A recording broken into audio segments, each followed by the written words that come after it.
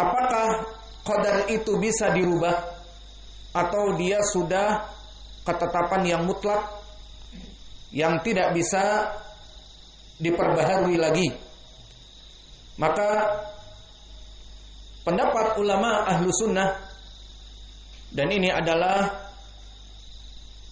dari pendapat ulama yang masyhur dari terdahulu sampai zaman sekarang, dan ini pula fatwa Syekh Ibnu Baz, dan juga fatwa ulama ahli sunnah yang lainnya, di antaranya Syekh kami Muqbil Al-Wadi'i. Maka berkata Syekh bin Baz, al-qadar qadran, qadar itu dibagi menjadi dua. Qadrun mahtumun la khilata fih, wa qadrun mu'allaqun, fayakunu ba'dul qadar mu'allaq bid-du'a. Yang pertama, qadar yang mahtum, yang mana dia itu sudah tidak bisa dirubah, sudah menjadi ketetapan yang tidak bisa diganti. Dan yang kedua, qadar yang mu'allaq, qadar yang menggantung. Maka di sini bisa dirubah dengan beberapa perkara. Maka ini ucapan ulama ahli sunnah, ulama kita. Maka dari sini kita pun mengatakan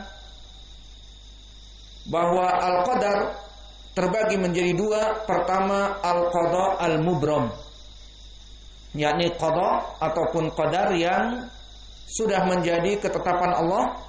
Maka kullu makana wa ma yakun wa ma law kana kaifa yakun, wa hadha la yataghayyar wa la yatabaddal li'anna Allah jalla wa ala qad katabal amr.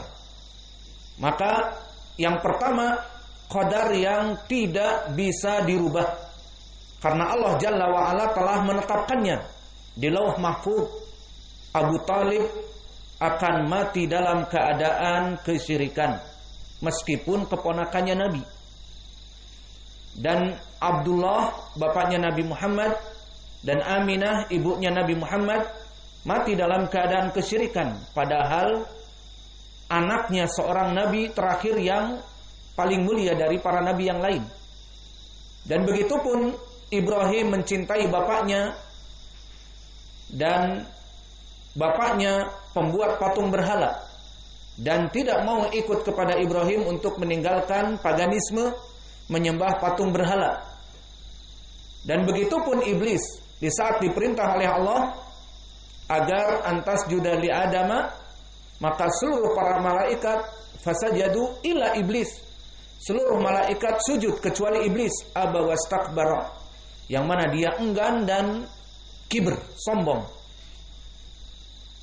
dan berkata,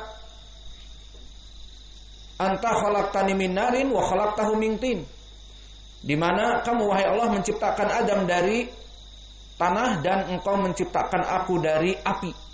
Dia pikir api itu lebih baik daripada tanah. Dan ini hanya bualan iblis yang tanpa dalil.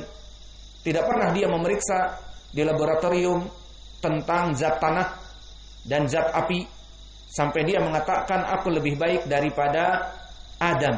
Engkau ciptakan aku dari api, Adam hanya dari tanah, sehingga enggan untuk bersujud. Ini hanya hilah, ini hanya alasan. Namun intinya dia merasa kibir, karena Allah menciptakan Adam dengan tangannya dan juga memerintah seluruh malaikat untuk bersujud, maka dia sombong. Alhasil, ini adalah ketetapan yang sudah Allah tetapkan dan tidak berubah. Sehingga iblis sekarang masih hidup, diturunkan Rasul, dan diadab orang-orang yang tidak mengikuti Rasul. Dari zaman Saleh, dari zaman Lut, diadab. Maka iblis melihat kenyataan seperti ini dan tidak terbersit di hatinya mendapat hidayah untuk masuk kepada Islam. Daripada aku diadab nanti di api neraka di dunia dan di api neraka, ya sudahlah, mulai sekarang aku muslim. Jadi iblis muslim. Maka tidak ada, ini sudah ketetapan Allah Jalla wa ala. Maka Allah berfirman di dalam surat Qaf, ma yubaddalul qawlu ladayya wa ma ana bidzalamin lil abid. Maka tidak kami ubah ketetapan-ketetapan yang ada pada kami. Seperti tadi kami misalkan, Azar bapaknya Ibrahim mati dalam keadaan kekufuran, dan istrinya Nuh dan anaknya Nuh mati dalam keadaan kesyirikan. Bahkan di saat Nuh di atas perahu, qala ya bunayya arkam ma'ana, wahai anakku naik, masih ada kesempatan, ayo naik, wala takum minal kafirin, janganlah engkau menjadi orang-orang yang kafir yang ditenggelamkan oleh Allah. Maka Nuh mengajak anaknya, masih mampu. Apa yang dikatakan oleh anaknya? Sa'awi ila jabali ya'simuni minal ma', wahai bapakku, biarkanlah aku dengan agamaku, aku akan naik ke gunung dan akan selamat dari air bah ini. Maka tidak ada la asimal yauma min amrillah, tidak ada yang selamat dari perkara banjir bandang tersebut, sehingga matilah anaknya dalam keadaan bersama orang-orang yang kafir. Itu semua ketetapan Allah Jalla wa'ala. Maka ini dinamakan dengan ketetapan yang qada al-mabrum, ketetapan yang tidak bisa dirubah lagi. Adapun di sana ada beberapa qadar yang dinamakan al-qadar al-mu'allaq, qadar yang tergantung. Apa maknanya? Agar tidak salah paham. Apa maknanya Allah lupa atas apa yang dia tulis kemudian berubah? Tidak, never ever. Jangan ada berpikiran seperti itu. Maka yang diinginkan dengan qada yang mu'allaq dinisbatkan kepada malaikat yang menuliskan tentang al-qada wal qadar. Seperti di dalam hadis yang ditetapkan oleh Abdullah bin Mas'ud yang muttafaqun alaih, maka janin yang sudah berumur 3 bulan atau 4 bulan, maka dia itu nufikha fihi ruh, akan ditiupkan ruh, faqutiba, dan akan ditulis sakin am sa'id, dia menjadi orang happiness masuk surga ataupun badness masuk kepada api neraka, menjadi musyrik kafir forever in hell. Maka itu ditulis oleh malaikat. Wa an rizkihi wa umrihi, dan ditulis tentang rizkinya. Apakah rizkinya dia akan menjadi orang yang fakir miskin, atau orang yang kaya raya, atau orang yang pas-pasan. Dan begitu pun dari umurnya. Umurnya akan ditulis 50 ataupun 70 ataupun 90, seperti itu. Ini dinamakan dengan al-qadar al-mu'allaq. Maka di sini binisbah al-malaikat yang ditulis kepada ruh, maka ditulis rizkinya dan ajalnya. Maka di sini nisbahnya bisa berubah. Apapun yang dituliskan malaikat, misalnya di qada al-mu'allaq dituliskan si fulan umurnya 40 tahun, jika tidak dia itu banyak berdoa dan melaksanakan kebaikan dan silaturahim, maka 30 tahun. Namun ternyata orang ini banyak berdoa dan silaturahmi, maka bisa jadi dia menjadi 50. Itu yang diinginkan dengan al-qadar al-mu'allaq. Jadi bukan dinisbatkan kepada Allah, di mana Allah lupa dan berubah-ubah. Tidak. Allah telah menetapkan, misalnya dia meninggal 60 tahun. Malaikat yang menulis 40 tahun, 50 tahun. Kemudian karena dia banyak berdoa, setelah itu menjadi rajul yang saleh dan silaturahim dan melaksanakan kebaikan-kebaikan, maka yang ditulis oleh malaikat 40 tahun meninggal, dan Allah yang mengetahui segalanya dia akan meninggal 60 tahun, maka dengan banyaknya doa dan banyaknya bersilaturahim, maka ditambahkan umurnya. Dan begitu pun rizkinya. Allah telah menetapkan dia akan menjadi orang yang kaya raya, bisa makan, bisa minum, mempunyai rumah, mempunyai istri, anak banyak, kaya raya. Itu kaya raya kita yang qanaah. Tidak, yang diinginkan kaya raya adalah menjadi oktopus, menjadi konglomerat yang mana sumber rizkinya di mana-mana, di Eropa, di Amerika dan sebagainya, mempunyai tender-tender bisnis. Tidak mesti seperti itu, karena akan membuat fitnah. Kecuali jika memang dia diberikan oleh Allah, hatinya bisa terjaga, maka ini alhamdulillah. Namun bagi kita sebagai misalnya seorang dai, cukuplah kita bisa makan dan minum dan sarana dakwah terpenuhi dan dakwah terus menerus, ini sudah di atas cukup. Maka qanaah Allah berikan kepada kita. Alhasil rizkinya orang ini diberikan oleh Allah misalnya kaya raya. Kaya raya menurut kita ya seperti tadi, dengan qanaah. Maka Allah telah menuliskan dia menjadi orang yang kaya raya. Kemudian malaikat menulis dia orang yang sederhana, rizkinya terbatas. Kemudian setelah orang ini menjadi orang yang soleh, banyak melaksanakan sebab-sebab, diberikan rizki yang melimpah dan dipanjangkan umur, maka ini dinamakan dengan al-qadar al-mu'allaq, yang mana dia itu tergantung, bisa bertambah jika melaksanakan kebaikan-kebaikan.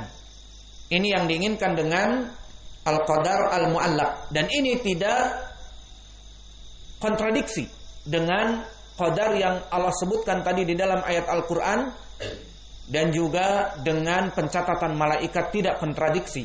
Maka oleh sebab itu para ulama mengatakan al-qadar al-mu'allaq, qadar yang dituliskan oleh malaikat. Dan di sini malaikat, kata para ulama, tidak mengetahui kepastian, hanya dia diperintah untuk menulis ajalnya sampai 40. Padahal di Lauh Mahfuz Allah mencatatnya 60. Lalu 40 ini bagaimana? Di saat dia besar, dia banyak berdoa dan banyak silaturahim dan banyak berinfak dan sebagainya, melaksanakan amal-amal soleh, maka diberikanlah akhirnya panjang dari yang ditulis oleh malaikat menjadi 60. Dan itu sesuai dengan ketetapan Allah di Lauh Al-Mahfuz. Paham ya? Maka banyak orang yang pusing antara masalah katanya qadar, tetapi kok bisa dirubah.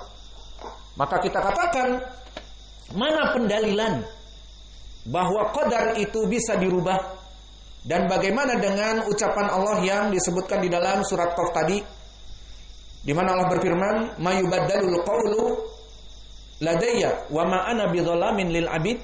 Maka kami ini tidak akan merubah ketetapan yang ada pada kami yang ditulis di Lauh Mahfuz. Wa ma ana bidzalamin lil abid. Dan tidaklah aku mendolimi dari makhluk-makhlukku. Tidak. Maka ayat ini, qadar itu tidak bisa dirubah dengan permasalahan al-qadar al-mu'allaq, yang bisa dirubah dengan doa dan silaturahim dan amal-amal soleh. Itu bagaimana menjamaknya? Kita katakan semuanya ada dalilnya. Adapun pendalilan tentang al-qadar yang mu'allaq tadi, bisa berubah dan bisa bertambah panjang umur dari umur yang ditentukan, ada dalilnya dari Al-Quran juga dan dari sunnah. Dari Al-Quran seperti Allah berfirman, "Yamhullahu ma yasha wa yuthbitu wa indahu ummul kitab." Di dalam ayat ini disebutkan yamhullahu ma yasha wa yusbit.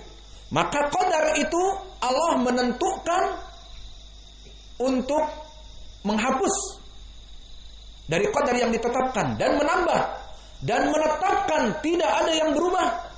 Wa indahu ummul kitab. Maka bagi Allah itu ada Lauh Mahfuz. Maka di sini di dalam ayat ini sama seperti kami sebutkan tadi, bahwa yang diinginkan yamhullahu ma yasha wa yusbit, Allah bisa jadi merubah. Qadar maknanya qadar yang mu'allaq binisbah para malaikat yang menulis tadi. Ditulis umurnya 40, namun karena dia melaksanakan silaturahim dan sebagainya, dipanjangkan jadi 50, dan ternyata 50 itu yang ditulis di Lauh Mahfuz tidak dirubah oleh Allah dari semenjak dulu. Maka ayat ini, agar kita tidak mengada-ada dalam mentafsirkan maknanya seperti yang saya sebutkan tadi, kita kembali kepada salaf.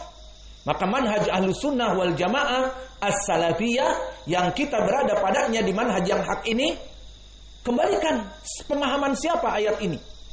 Maka ayat Allah tadi, yamhullah mayasya wa yuthbitu wa indahu ummul kitab, telah ditafsirkan tidak tanggung-tanggung oleh Ibnu Abbas, sebaik-baiknya ahli tafsir yang mengambil ilmu dari Nabi Muhammad sallallahu alaihi wasallam dari ilmu tafsir sesuai hadis yang muttafaqun alaihi yang telah terdahulu di dalam Sahih Al-Bukhari pembahasan Kitabul I'tisam dan juga di Kitabul Ilm di pelajaran yang lalu di Polsek. Maka telah datang dari Ibnu Abbas hadis bahwa Nabi memelukku dan mengatakan, Allahumma alimhul kitab wa alimhu tafsir wa alimhu ta'wil. Maka wahai Allah, berikanlah Ibnu Abbas ilmu kitab, Al-Quran dan tafsirnya. Maka di sini menjadi pendalilan Ibnu Abbas sebaik-baiknya sahabat yang mentafsirkan ayat Al-Quran. Dan di sini telah datang tafsir dari Ibnu Abbas tentang ucapan Allah ini. Maka dikatakan oleh Ibnu Abbas, yudabbirullahu amral ibad fayamhu mayasya illa asyifa illa asyaqa was sa'adah wal hayah wal maut. Maka sungguhnya Allah itu yang mengatur qada dan qadar dari makhluknya. Maka Allah yamhu mayasya, Allah bisa menghapus, maknanya bisa merubah dan menetapkan.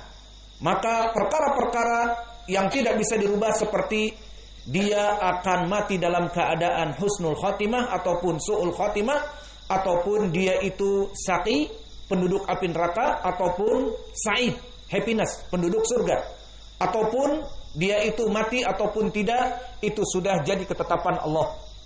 Maka ini tafsir Ibnu Abbas dan diriwayatkan oleh Imam At-Tabari dari sanad Ibnu Abi Layla Anil Minhal Ibnu Amr an Sa'id Ibnu Jubair an Ibnu Abbas.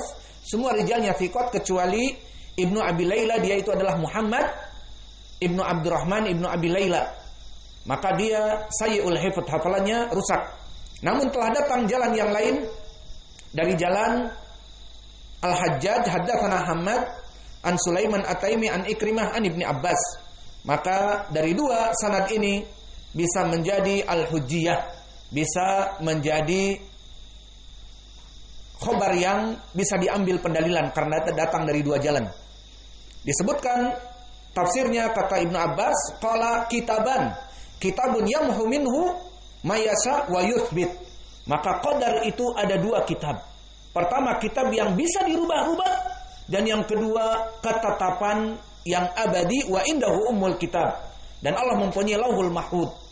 Maka dari sini tidak bertentangan dengan ayat di dalam surat Qaf. Maknanya Allah membuat qadar yang bisa dirubah-rubah dan ada qadar yang sudah ditetapkan. Gambarannya bagaimana? Seperti tadi, para malaikat menulis rizki dan menulis umur bisa dipanjangkan jika silaturahim dan jika berdoa dan melaksanakan amal-amal soleh, maka rizkinya pun bisa dikembangkan dan bisa disempitkan tergantung dari amalan.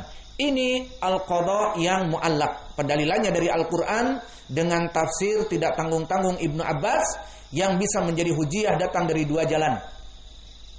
Adapun pendalilan yang lain maka datang di dalam ahadits yang banyak.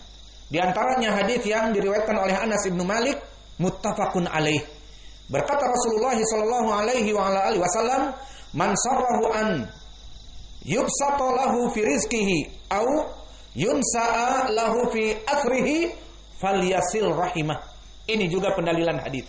Barang siapa yang Allah ingin rubah dari qada dan qadarnya dengan dipanjangkan usianya dan ditambah rizkinya, maka melaksanakan silaturahim. Ini pun hadis menjadi pendalilan. Bagaimana? Malaikat meniupkan rizkinya demikian dan demikian, ajalnya demikian dan demikian. Kemudian Nabi mengatakan, barang siapa yang ingin memanjangkan umurnya dan menambah rizkinya, maka melaksanakan amalan silaturahim. Ini menjadi pendalilan tentang permasalahan qada al-mu'allaq. Maka hadis ini muttafaqun alaih dari Anas. Dan di sana datang hadis-hadis yang lebih rendah derajatnya namun bisa naik kepada derajat yang sahih dengan majmu' turuqihi. Di antaranya hadis dari Mu'adz ibnu Jabal dikeluarkan oleh Imam Ahmad dan Imam At-Tabrani, berkata Rasulullah sallallahu alaihi wasallam, la yanfa'a hadrun min qadarin walakin ad-du'a yanfa'u mimma nazala wa mimma lam yanzil fa'alaikum bidu'a ibadallah. Maknanya tidak akan bisa merubah segala sesuatu dari qadar, namun doa bisa bermanfaat untuk menurunkan dan untuk tidak menurunkan al-qadar. Doa, dengan kita banyak berdoa, maka bisa terjadi al-qadar al-mu'allaq itu berubah. Fa'alaikum bidu'a ya ibadallah. Maka banyaklah dengan melaksanakan doa. Hadis ini dengan lafaz seperti ini datang dari Mu'ad, diriwayatkan oleh Imam Ahmad dari jalan Syahr ibnu Hausyab dari Mu'ad. Maka Syahr ibnu Hausyab dhaif, hafalannya rusak dan tidak mendengar dari Mu'ad. Namun bisa naik kepada derajat sebelumnya di hadis Anas dan dengan yang riwayat setelahnya. Begitupun datang dari sahabat yang lain dari Thauban, maula Nabi. Thauban maula Nabi. Berkata Nabi Muhammad sallallahu alaihi wasallam, "Innar rajula la yuhramu rizq bidzan yusibuhu wala yaruddul qadara illa ad-du'a'u wala yazidu fil umr illal bir." Maknanya sungguhnya seorang bisa diharamkan dari rezekinya. Begitupun kebalikannya. Malaikat mencatat rezekinya menjadi orang kaya. Namun ternyata dia menjadi orang miskin. Bagaimana? Karena dia berlipat-lipat dosa dan tidak bertobat padanya, maka Allah berikan rezekinya karena dia melaksanakan amal soleh, tercatat oleh malaikat menjadi kaya raya jika melaksanakan amal soleh. Namun jika tidak melaksanakan amal soleh, malah berbuat dosa, maka Allah sempitkan rizkinya. Dan begitu pun disebutkan, wala yarudul qadara illa du'a, dan tidak merubah qadar kecuali doa.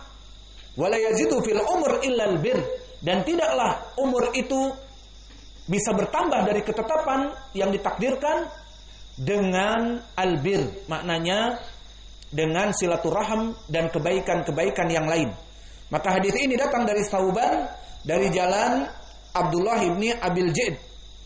Dan Abdullah ibnu Abil Jaid di sini majhul dan dia dari tabi'i shagir, tidak mendengar dari Thauban. Maka sanadnya dhaif, namun telah datang masih diriwayat oleh Imam Ahmad dari jalan yang lain yang maknanya pun sama. Man sarrahun nasa fil ajal wa ziyadah fil rizq falyasil rahimah. Masih dari sahabat Thauban juga, barang siapa yang ingin Allah tambahkan rizkinya dari qadar yang telah ditetapkan dan bertambah umurnya dari qadar yang telah ditetapkan, agar melaksanakan amal menyambung silaturahim. Maka hadis yang kedua sanadnya hasan, diriwayatkan oleh Imam Ahmad dari Muhammad ibn Bakr, akhbarana Maimun al-Muzani, haddatsana Muhammad ibn Abbad al-Makhzumi an Thauban. Seluruh rijalnya thiqat kecuali Maimun ibnu Musa, maka dia itu Maimun ibnu Musa al-Muzani saduq hasanul hadits, maka hadis ini hadis yang hasan. Maka dari sini, dari hadis Thauban, dari dua jalan, bisa jadi pendalilan juga bahwa barang siapa yang ingin umurnya dipanjangkan dari qadar yang ditentukan oleh malaikat dan rizkinya bertambah, agar melaksanakan silaturahim.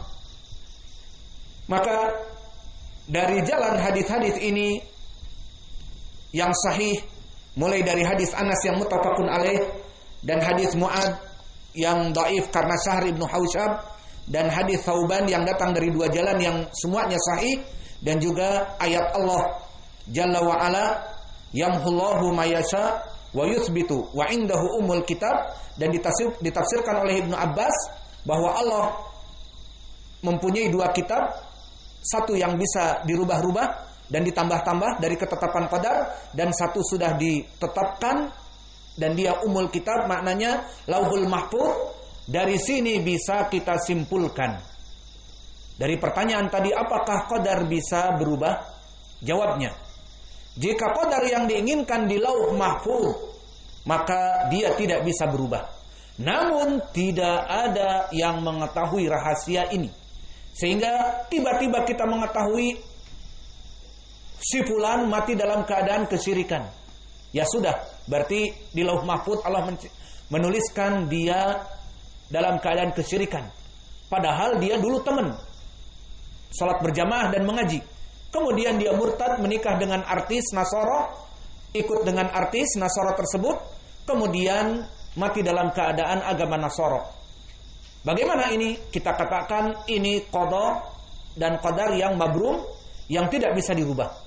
Namun bagaimana dengan permasalahan doa tadi dan silaturahim dan permasalahan berbuat kebaikan, bisa dirubah dari rizki, bisa dirubah dari ajal. Kita katakan ini dinamakan qadar yang mu'allaq. Maka qadar yang mu'allaq bisa bertambah jika amalan-amalan silaturahim dan amalan-amalan kebaikan dilaksanakan dan banyak berdoa akan berubah. Misalnya kita mendapati anak, yang anak itu tidak bisa berbicara. Maka di hadapan kita, anak ini tidak bisa berbicara. Misalnya kita berpikir sudah anak ini cacat dan sebagainya. Apakah itu sudah menjadi ketetapan Allah di Lauh Mahfuz, dia tidak bisa berbicara? Kita tidak tahu. Maka bagaimana dengan adilah yang tadi? Mungkin ini qadar yang mu'allaq. Lalu berusaha, dan itu yang diperintahkan oleh Allah di dalam hadis yang banyak, tadawu. Maka berobatlah. Maka kita menterapinya mulai dengan refleksologi, mulai dengan melaksanakan latihan-latihan lidah dan pendengaran, dan latihan-latihan memberikan lantunan-lantunan agar menghafal dan sebagainya. Maka tiba-tiba dengan banyak berdoa juga di malam-malam hari dan di setiap waktu mustajab, tiba-tiba bisa bicara. Maka kita tidak mengetahui, justru Allah di Lauh Mahfuz menulis dia orang yang bisa bicara nanti ke depannya. Dan kita tidak tahu, kita hanya mencoba dan berusaha, maka itulah kita manusia. Alhasil dari pertanyaan tadi, apakah qadar bisa dirubah? Jawabnya qadar mu'allaq yang dinisbatkan kepada malaikat bisa dirubah dengan pendalilan ayat Al-Quran, yamhullah mayasha'u wa yuthbitu wa indahu umul kitab, dan tafsir Ibnu Abbas, dan juga dari hadis-hadis seperti hadis Anas yang muttafaqun alaih tadi, bahwa barang siapa yang ingin dipanjangkan umurnya dan rizkinya, berarti merubah dari qadar yang ditentukan malaikat agar silaturahim, dan di hadis yang lain agar banyak berdoa. Maka inilah jawaban kita dari pertanyaan yang kedua. Adapun pertanyaan yang ketiga tentang permasalahan apakah Allah juga menciptakan dari perbuatan-perbuatan yang buruk. Misalnya Allah menciptakan manusia, kita diciptakan oleh Allah, sepakat. Namun amalan buruk, misalnya seorang PSK yang profesinya sebagai pelacur, maka amalannya buruk. Apakah Allah menulis? Allah mengetahui. Kemudian ada manusia yang memang residivis, masuk keluar penjara, baru keluar penjara merampok lagi, baru keluar penjara membunuh manusia lagi. Maka bagaimana dengan orang ini?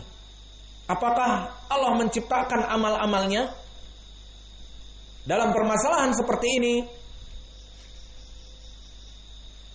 manhaj Ahlus Sunnah wal Jamaah menetapkan, dan ini keyakinan kita yang benar dan ajaran yang benar, ajaran Ahlus Sunnah wal Jamaah dalam akidah dan manhaj. Maka saudara-saudaraku penting untuk mempelajari manhaj. Bukan belajar Islam hanya fikih, hanya bahasa Arab, hanya perkara-perkara fadailul amal. Pas perkara manhaj, lari, gak mau dengar. Kenapa? Menjarah kelompok-kelompok lain.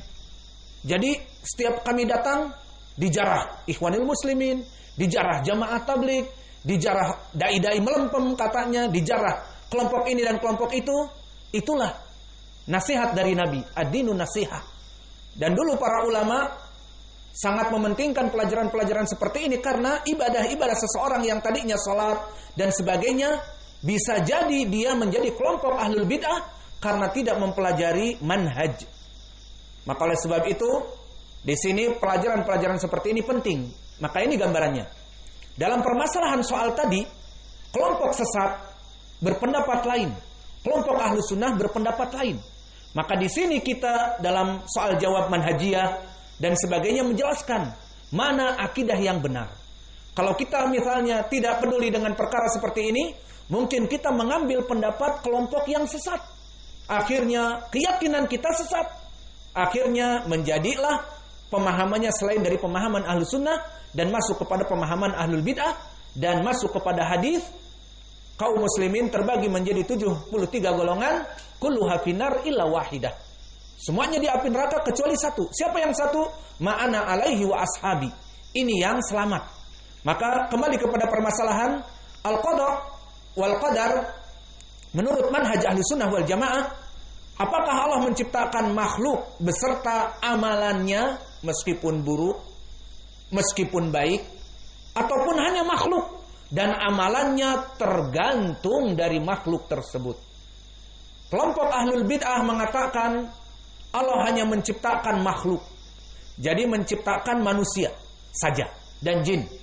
Lalu amalan si Fir'aun yang mengatakan ana rabbukumul a'la dan mungkar kepada ajaran yang dibawa Musa, oh itu kehendaknya Fir'aun. Berarti gimana? Allah tidak tahu? Ya kayaknya tidak tahu. Ya Allah. Allah tidak tahu apa yang dilakukan oleh Fir'aun. Ya itu bukan urusan Allah. Karena gimana ya kalau Allah mengetahui kok Allah membuat keburukan dan sebagainya. Akhirnya kelompok Al-Mu'tazilah yang gembongnya adalah Wasil ibnu Atha mengatakan af'alul ibad tidak urusan Allah lagi. Jadi pelacur-melacur dan peminum khamr minum khamr dan para perampok membegal dan membunuh itu tidak ada lagi dengan urusan Allah. Allah menciptakan manusia udah. Mau berbuat apapun itu tidak ada urusan Allah. Maka ini ucapan yang batil dan mengilzamkan, mengkonsekuensikan semuanya kezaliman kembali kepada Allah.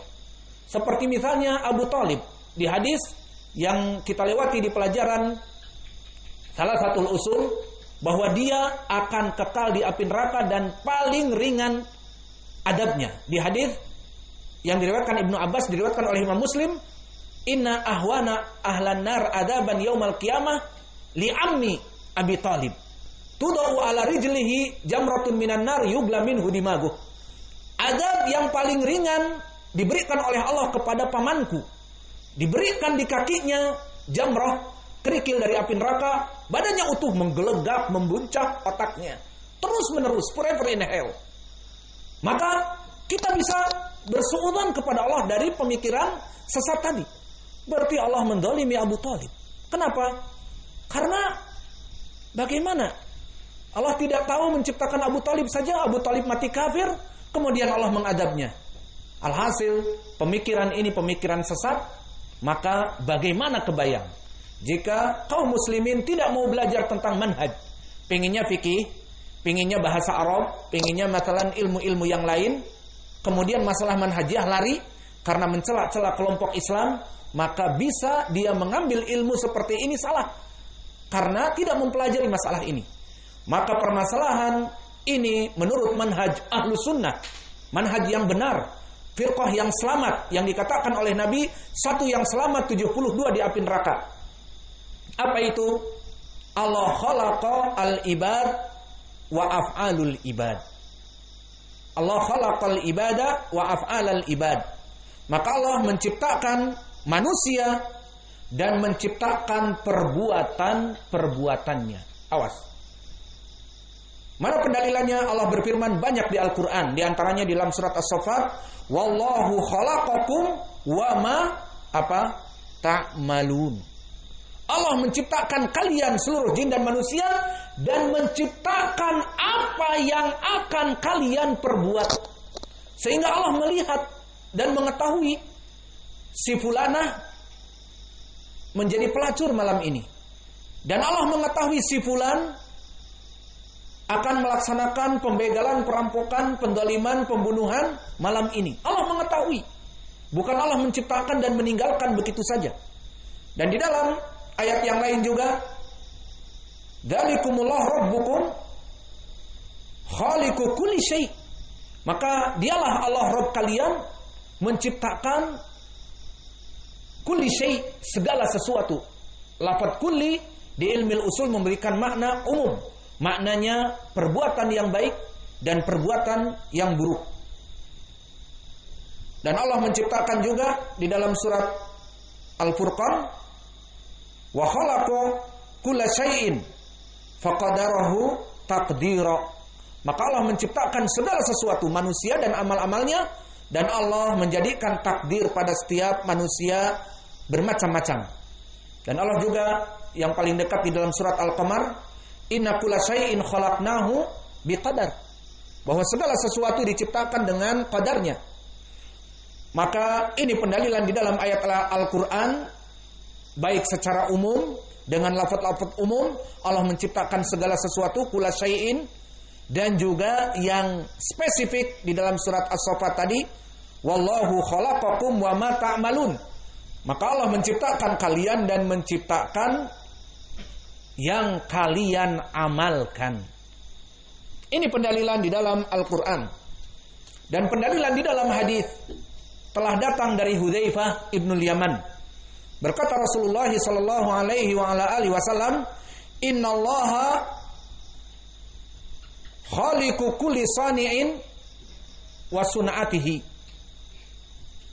Bahwa Allah Jalla wa Ala menciptakan seluruh manusia dan jin dan perbuatan-perbuatan mereka. Hadis ini diriwayatkan oleh Imam Al-Hakim dari Hudzaifah, dan hadis ini disahihkan oleh Syekh kami Muqbil Al-Wadi'i rahimahullah di kitabnya Al-Jami'us Sahih, dan di Sahih Al-Musnad, dan di As-Sahih Al-Musnad fil Qadar. Kami belajar dengan dia Al-Qadar juga, dan juga Sahih Al-Musnad. Kami dapati hadis ini, dan juga disahihkan oleh muhadits yang lain, Syekh Al-Albani rahimahullah juga. Maka hadis ini maknanya Allah menciptakan makhluk dan menciptakan amal-amalnya. Maka dari sini, inilah jawaban dari pertanyaan bagaimana dengan pelacur di saat melacur. Allah mengetahuinya karena Allah menciptakan amalannya. Dan bagaimana seorang dai yang mana dia berdakwah amalan baik, Allah pun mengetahui amalannya, baik yang baik ataupun yang buruk. Maka dari sini kita menjadi lebih yakin lagi bahwa tidaklah manusia setiap harinya melaksanakan kebaikan kemudian dia menjadi ujub dan menjadi takabur, dia merasa orang paling soleh di dunia.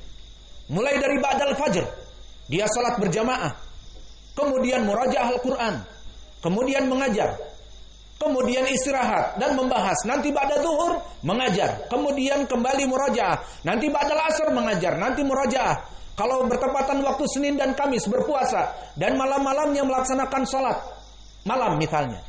Maka apakah ini diciptakan oleh Allah atau kehebatan dari semangatnya? Jawabnya bukan kehebatan dari semangatnya, tapi Allah mudahkan kepadanya dengan taufiknya dan hikmahnya untuk melaksanakan amal-amal soleh ini. Maka dari sini hikmah mempelajari qada wal qadar sesuai pemahaman ahlu sunnah. Allah menciptakan kebaikan dan Allah menciptakan keburukan, dan Allah menciptakan makhluk dengan amalan baik dan buruknya. Maka kul wahid, semua manusia akan dimudahkan kemana dia arahnya. Jika Allah menjadikan di Lauh Mahfuz kita tidak mengetahui si fulan yang hadir di sini menjadi ahlu surga, maka dia akan dimudahkan jalan ke surga. Belajar dengan ahlu sunnah, tidak belajar dengan kelompok ahlul bid'ah, sehingga dia tersesat masuk kepada kelompok yang 72 tadi. Tapi terus dengan ahlu sunnah dan mengetahui manhaj yang benar, akidah yang benar, dimatikan dalam keadaan ahlu sunnah, maka masuk kepada surga. Dan seseorang yang rumahnya dekat masjid, mendengar adzan setiap hari 5 kali, ditambah adzan awal 6 kali, tidak mau 1 detik pun untuk sholat berjamaah, dan tidak mau melaksanakan kewajiban-kewajiban sholat berjamaah, puasa Ramadan dan sebagainya, maka kullu abdin bima khuliqalahu wa yuyassiru bima kutiba alaih.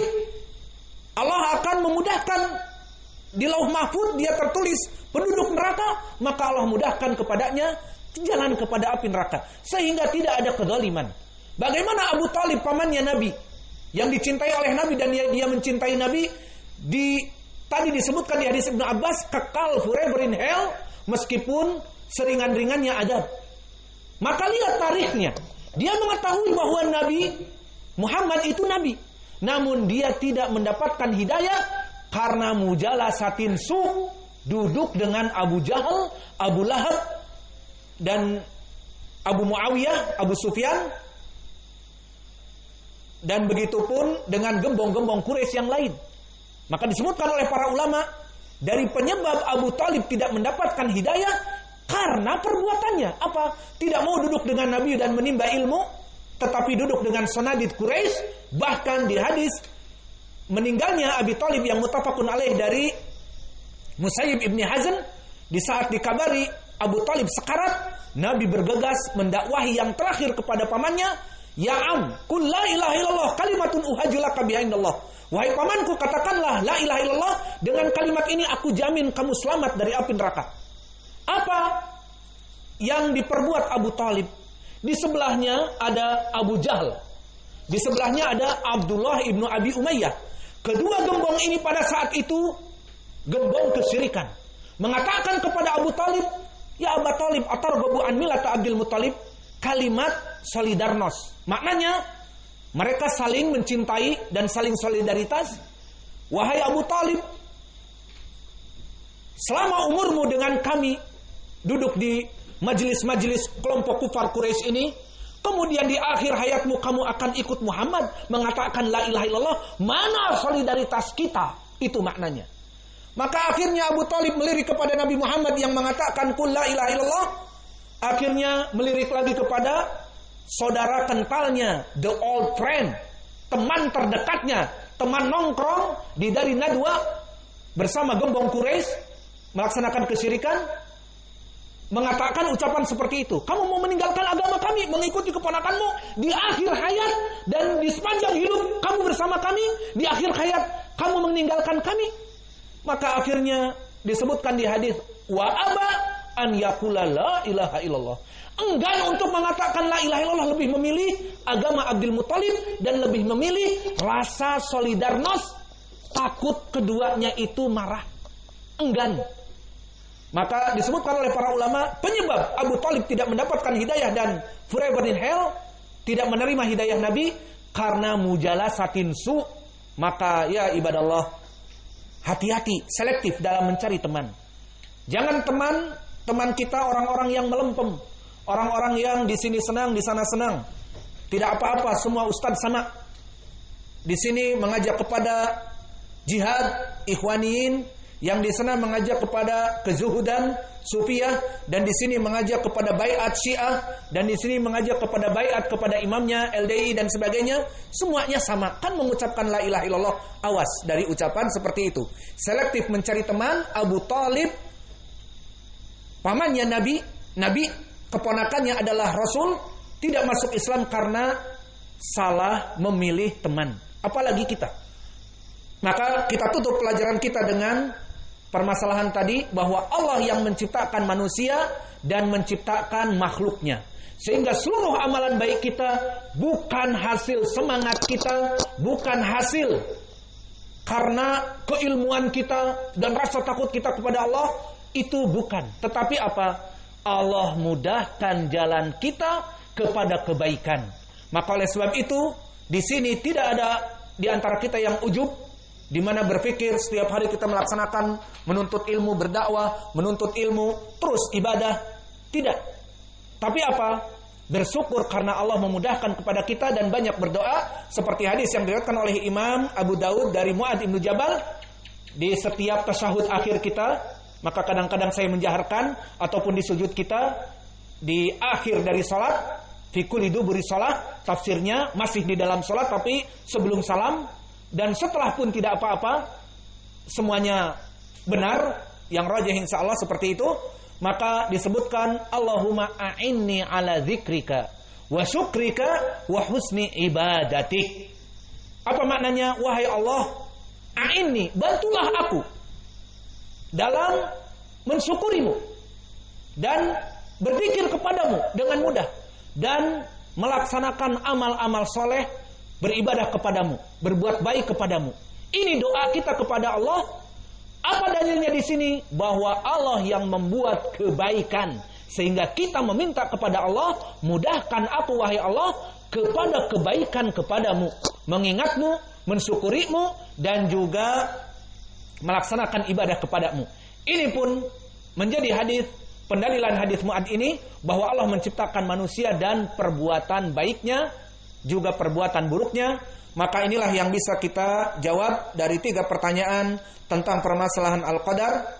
Wa naktafi ilahuna wa jazakumullahu khaira. Dan nanti lagi pertanyaan ini datang dari pengurus. Jika ada pengurus-pengurus pertanyaan-pertanyaan, silahkan ditanyakan, tidak usah malu-malu. Wa naktafi ilahuna wa barakallahu fikum.